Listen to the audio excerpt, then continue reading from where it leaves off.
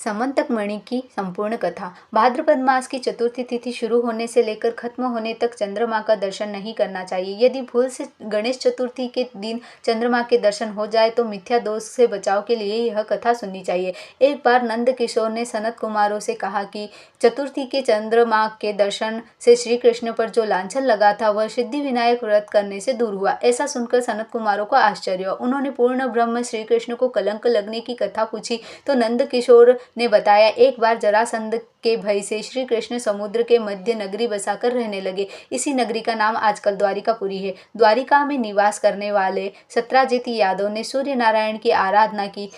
तब भगवान सूर्य ने उसे नित्य 8 भार सोना देने वाली समंतक नामक मणि अपने गले से उतार कर दे दी। मणि पाकर सत्राजित यादव जब समाज में गया तो श्री कृष्ण ने उसे मणि को प्राप्त करने की इच्छा व्यक्त की। सत्राजित ने वह मणि श्री कृष्ण को न देकर अपने भाई प्रसेनजित को दे दी। एक दिन प्रसेनजित घोड़े पर चढ़कर शिकार के लिए गया। वहां एक शेर ने उसे मार डाला और मणि ले ली। रीछों का राजा जामवंत उस सिंह को मारकर मणि लेकर गुफा में चला गया। जब प्रसेनजित कई दिनों तक शिकार से न लौटा तो सत्राजित को बड़ा दुख हुआ। उसने सोचा श्री कृष्ण ने ही मणि प्राप्त करने के लिए उसका वध कर दिया। अतः बिना किसी जानकारी के उसने प्रचार करना शुरू कर दिया कि श्री कृष्ण ने प्रसेनजित को मारकर समंतक मणि छीन ली है। इस लोक निंदा के निवारण के लिए श्री कृष्ण बहुत से लोगों के साथ प्रसेनजित को ढूंढने वन में गए। वहां पर प्रसेनजित को शेर द्वारा मार डालना और शेर को रीछ द्वारा मार डालने के चिन्ह उन्हें मिल गए। रीछ के पैरों की खोज करते करते वे जामवंत की गुफा पर पहुंचे और गुफा के भीतर चले गए। वहां उन्होंने देखा कि जामवंत की पुत्री उस मणि के साथ खेल रही है। श्री कृष्ण को देखते ही जामवंत युद्ध के लिए तैयार हो गया।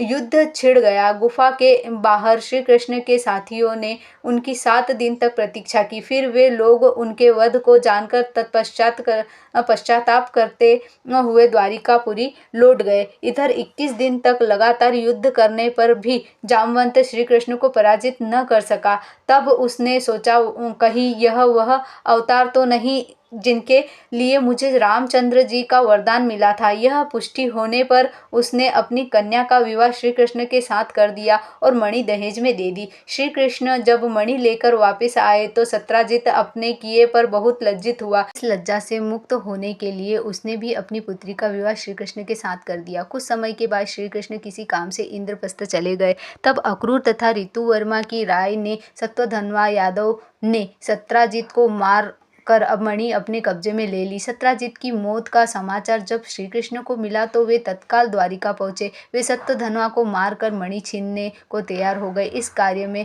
सहायता के लिए बलराम भी तैयार हो गए थे।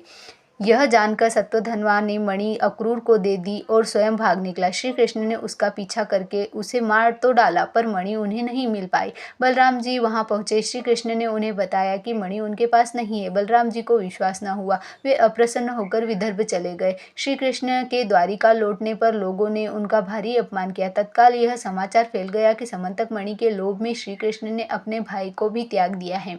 श्री कृष्ण इस अकारण प्राप्त अपमान के शोक में डूबे थे कि सहसा वहां नारद जी आ गए। उन्होंने श्री कृष्ण को बताया कि आपने भाद्रपद शुक्ल चतुर्थी के चंद्रमा का दर्शन किया था, इसी कारण आपको इस तरह लांछित होना पड़ा।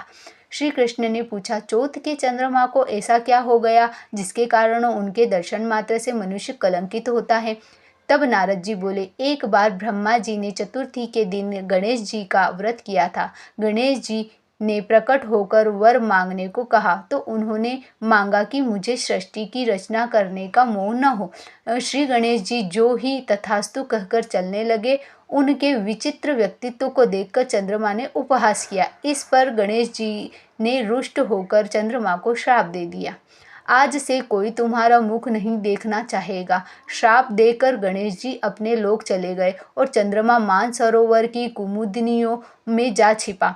चंद्रमा के बिना प्राणियों को बड़ा कष्ट हुआ। उनके कष्ट को देखकर ब्रह्मा जी की आज्ञा से सारे देवताओं के व्रत से प्रसन्न होकर गणेश जी ने वरदान दिया कि अब चंद्रमा श्राप से मुक्त तो हो जाएगा, पर भाद्रपद शुक्ल चतुर्थी को जो भी चंद्रमा के दर्शन करेगा उसे चोरी आदि का झूठा लांछन जरूर लगेगा, किंतु जो मनुष्य प्रत्येक द्वितीया को दर्शन करता रहेगा वह इस लांछन से बच जाएगा। इस चतुर्थी को सिद्धि विनायक व्रत करने से सारे दोष छूट जाएंगे। यह सुनकर देवता अपने अपने स्थान को चले गए।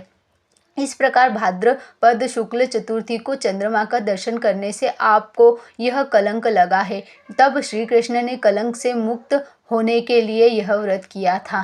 कुरुक्षेत्र के युद्ध में युधिष्ठिर ने भगवान श्री कृष्ण से पूछा, भगवान, मनुष्य की मनोकामना सिद्ध का कौन सा उपाय है? किस प्रकार मनुष्य धन, पुत्र, सौभाग्य तथा विजय प्राप्त कर सकता है? यह सुनकर श्री कृष्ण ने उत्तर दिया, यदि तुम पार्वती पुत्र श्री गणेश का विधि पूर्वक पूजन करो तो निश्चय ही तुम्हें सब कुछ प्राप्त हो जाएगा।